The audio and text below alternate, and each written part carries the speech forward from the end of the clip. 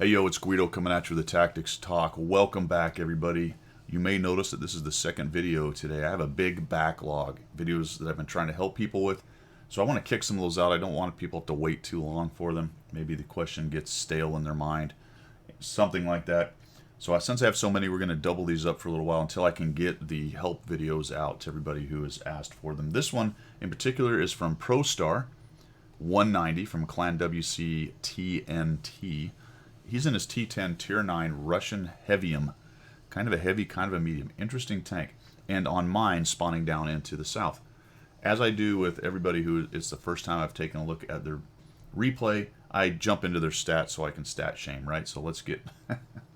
He sent me a note and asked me for an honest opinion. So strap in, Prostar. You're about to get it. The reason I look at the stats, all kidding aside there, is just to get a general idea of what's going on with that player. After I watch the replay a couple times, then I jump into the stats and see if some of my little preconceived notions from my sample size of 1 have panned out. And sometimes I find interesting things, sometimes I find things that I sort of expected.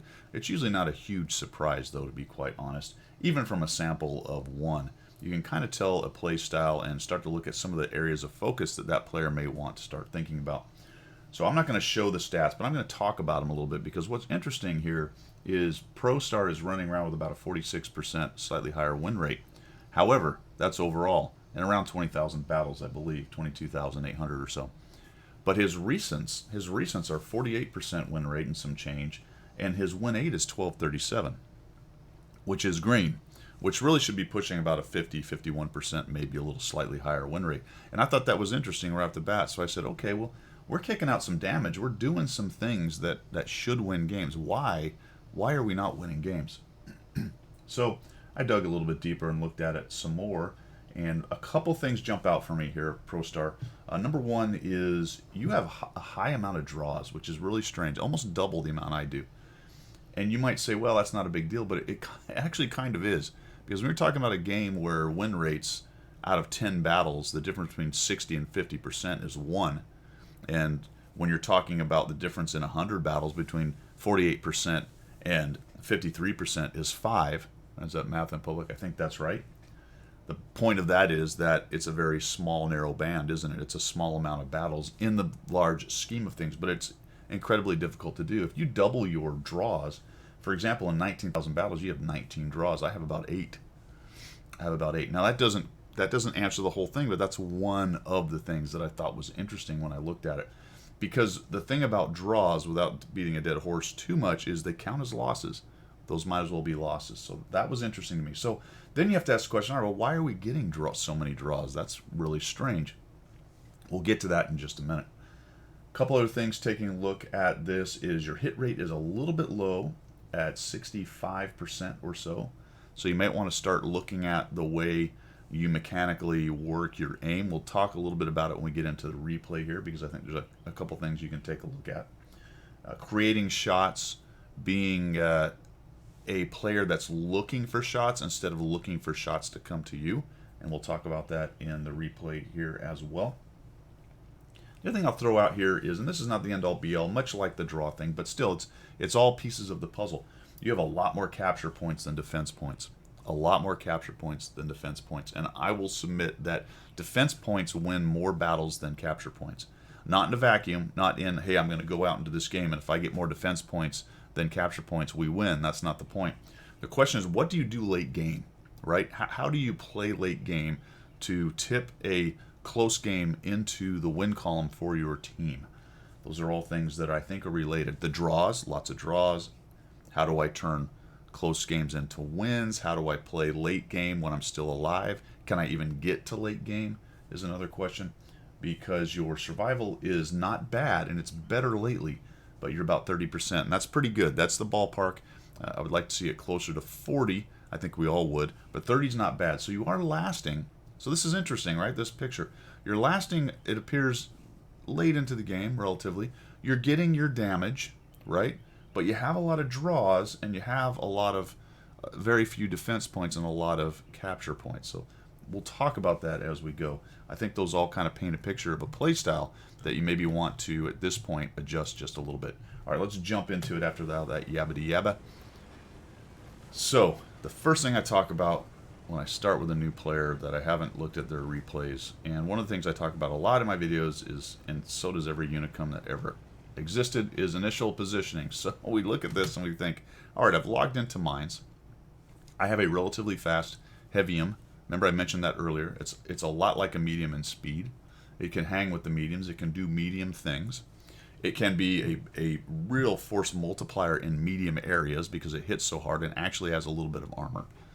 And we're going to head over here to the right, over to the east side, and I don't know what. Now, this spot over here obviously needs to be watched. You just don't simply want to give them the whole side of the map, but it can't really be pushed very well. It does let them do a lot more on the hill if they happen to capture the hill, but that's about it. That's all this spot does. Now we come up here and aggressively, and we get a shot right off, and I'm thinking, okay, fine. I would have gone to the hill. I would have helped the mediums potentially try to take the hill or retake the hill. There's only one artillery, and it is an autoloader, kind of a pain, but it's a relatively small hitting artillery. I really think your initial move should have been up to the hill, up to the ramp right there, and try to help them get the hill. You probably would have been there fast enough to put a shot right into the side of that 54E1 if he's trying to go up. Maybe even the type. You're so fast you may even caught him in the side. Whittle him down with some of those guys and then counter push the hill if you can. But that being said, that's where I would have gone. You did go here. What did you do? You got in here aggressive when you got a shot. And initially when I first watched this, I thought, all right, well, that's pretty good. Let's see what happens. And this is pretty typical of what happens on this corner. We get in. Maybe we sneak a shot on a guy early on because we're nice and fast. That may have been in your mind, hey, I'm a fast tank. I can probably get in position, fire, and get out before anybody does anything. And now we're just rocking back and forth, right? Yeehaw, rocking back and forth, rocking back and forth. Now this is where I talk about creating shots.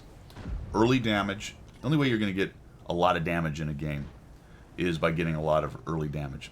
Now, let me caveat that. I just said only way. That's not always true. You're going to end up with a lot of damage in this game without a whole lot of early damage. The other way is to turtle up and the enemy team makes some mistakes and gives you a lot of shots. So if you're going to be passive, you have to count on the enemy team coming at you.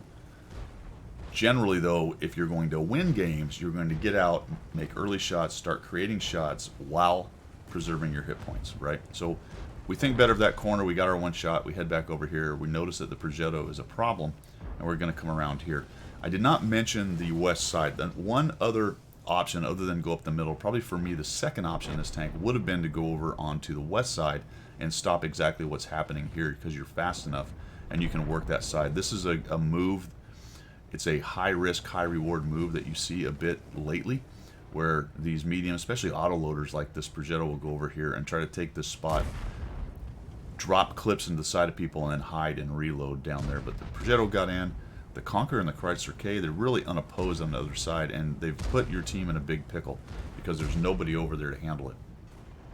So I thought maybe you'd come around here and try to push up the hill, but they've got a pretty good stack, so it's not looking like you're going to make it. The T-44 gets across as well, so that was an unaccounted for tank, and he shows up, and now we're in a bit of a problem here. They've taken the ramp. They have the west side, and you guys can't hang out there. You've got to really turtle. Everyone's going to get now onto the side of this hill, or, like you're doing, fade back up to the cap. Now, I have a feeling that this is kind of a standard gameplay for you, where if things go bad, you're gonna fall back like this and go find a place to hang out further back.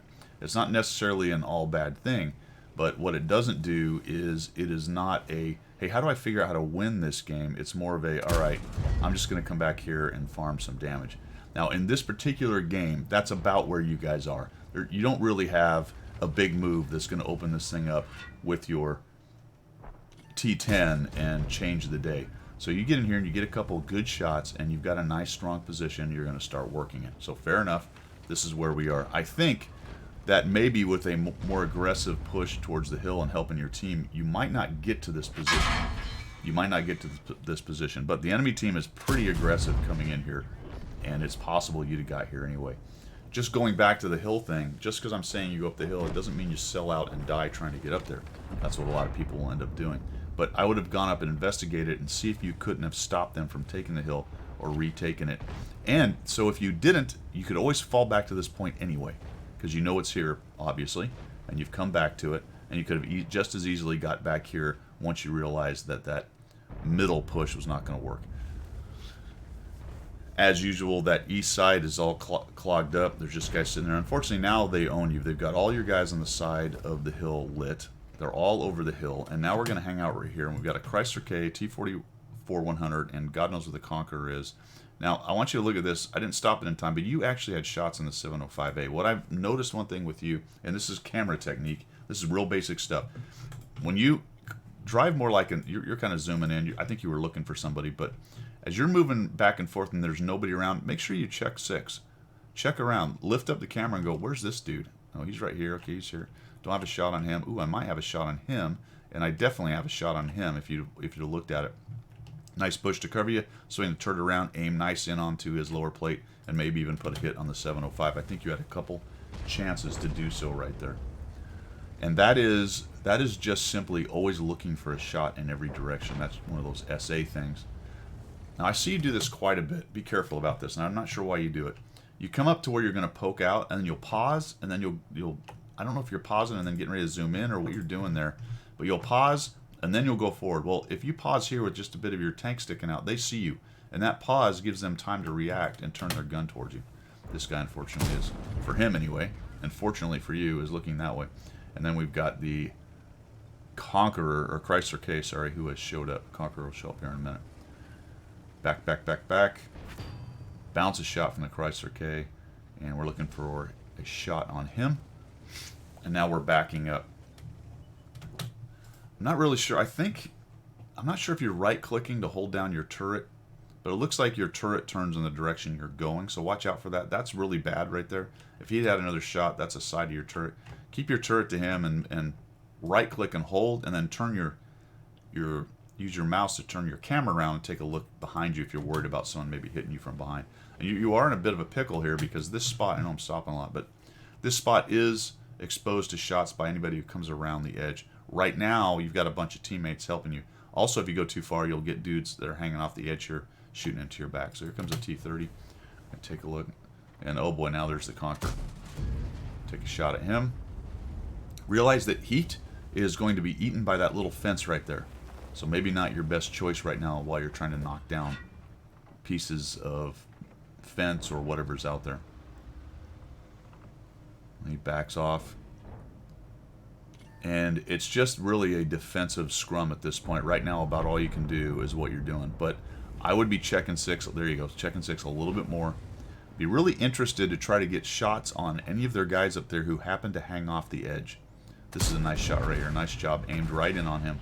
Artillery gets a piece of you. And now we've got this guy. You look at him, and he is definitely shootable. Or at least trying to be close to shootable. So you look at him, he takes a shot, and we just sort of slowly go, okay, I don't know. And then when we come forward, we come forward before our turret's turned around. So just be careful about where your turret is. Be mindful of that. Don't give them shots in the side of your turret. The T-10 and the JP are getting super aggressive. Why? Because the T-30 is completely exposed. You take a look at them again, but they're both shootable right there. They're both hanging off the edge, and you got a bit of a bush right there.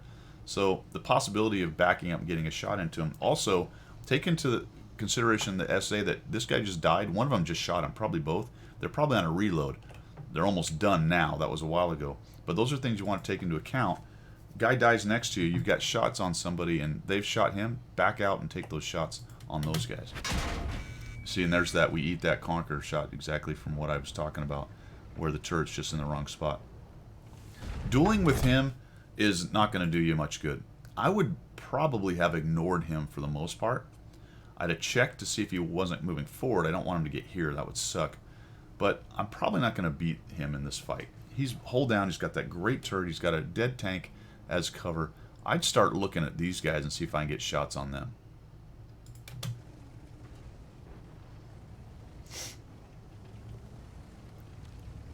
Doing a lot of rocking back and forth, which is fine to spoil shots. But the problem is you keep coming forward enough that you get lit. And there's that side of your turret again. I'm surprised you don't have any holes in it right there. What I would have done here is I would have backed up into this corner here. got myself unlit from both that guy and these guys. See, now he's on the edge.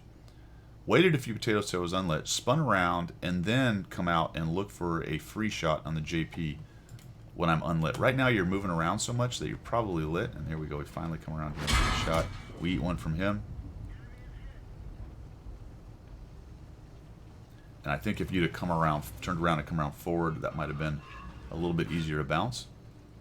No sense giving this guy a light or a shot, right? There was just really no sense in that right there. Just let him sit. He's out of the fight. Unless, if he wants to come to you, he's going to have to cross open ground.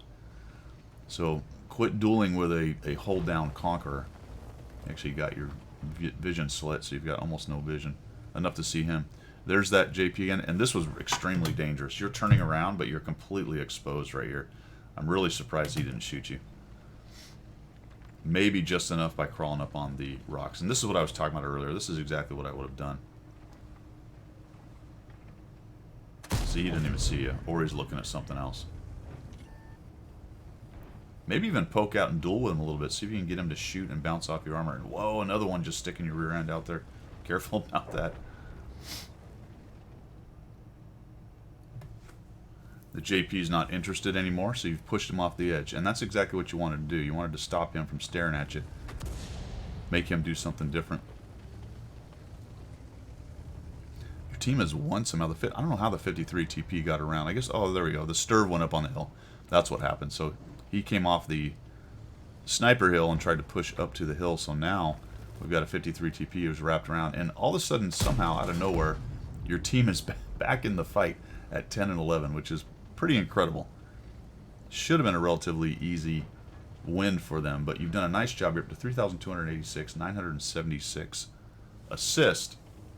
And I think one of the general things, like I said early on for you, is just being able to find and create shots. And you just had some missed opportunities on the guys behind you. Did a real nice job keeping the two in front of you, working them. I thought you exposed yourself a little too much on a couple occasions.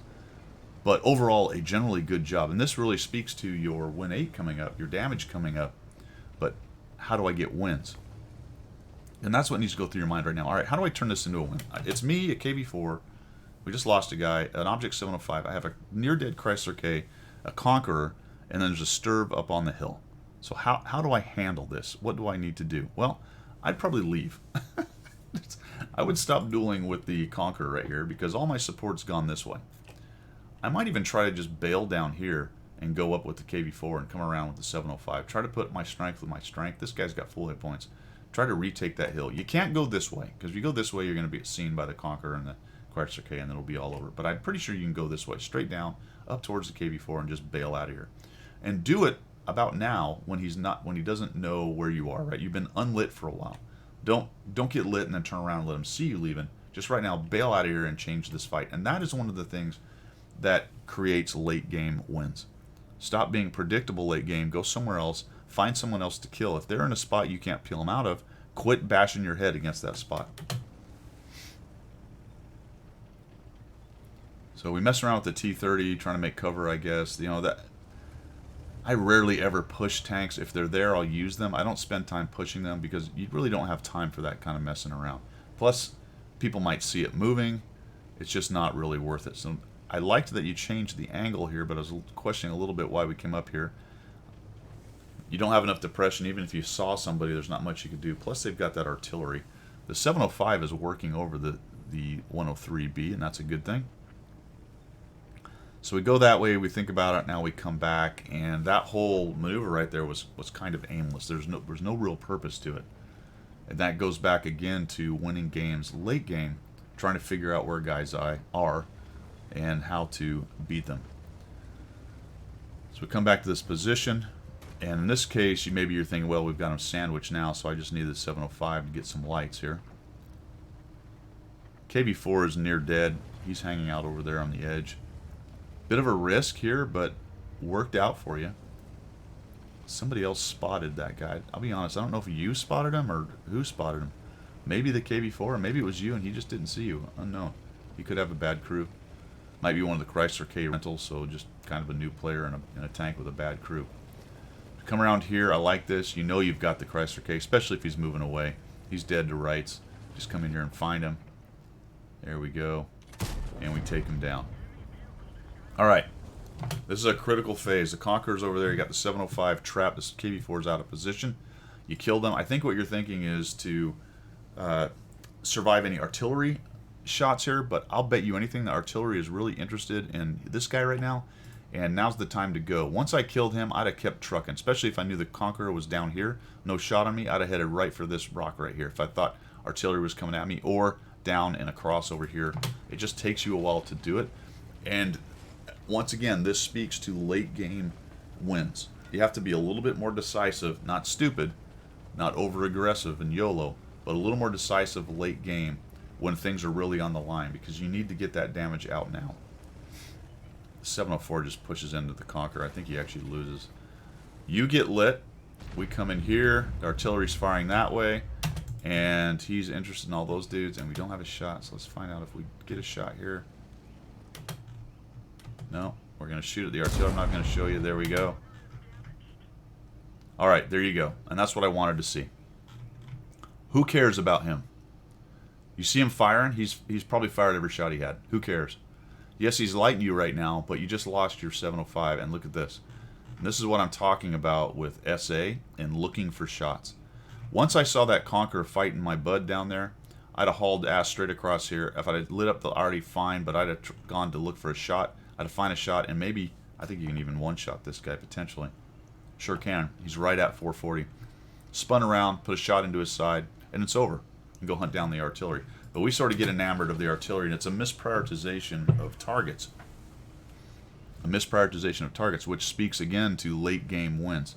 Yeah, we're going to roll some damage out here. We got this artillery. We feel like artillery is really important. I would not have gone across here. You get really lucky and bounce a shot. See that? You bounce a shot from that guy, and we take him down. Just a real misprioritization of what was most important right there.